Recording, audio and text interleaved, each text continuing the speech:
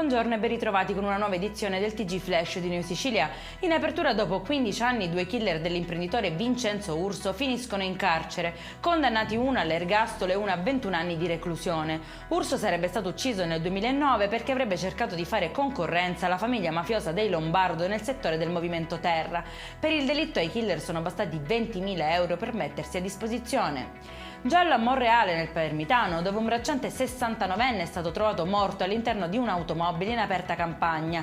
La vittima sarebbe stata uccisa a colpi di arma da fuoco, probabilmente un fucile. A fare la macabra scoperta i familiari, che non avevano più sue notizie da stamattina. Sarà invece l'autopsia a chiarire le cause del decesso di una neonata di 6 mesi, avvenuta una settimana fa ad Alcamo. Erano stati i genitori della piccola a portarla al pronto soccorso dopo essersi accorti che non dava segni di vita.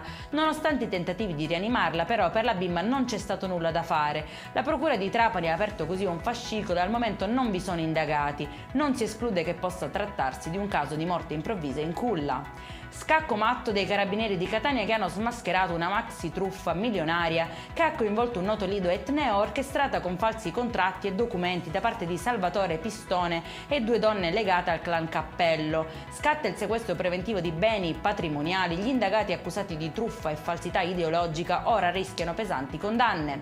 È in chiusura estendere i ristori anche alle imprese artigiane e commerciali. È questa la richiesta avanzata dalle associazioni di categoria siciliane, che con una nota hanno chiesto un incontro urgente al presidente della regione siciliana Renato Schifani e all'assessore delle attività produttive Edmondo Tamaio. Per questa edizione è tutto, prossimo appuntamento alle 19:30. Buona giornata.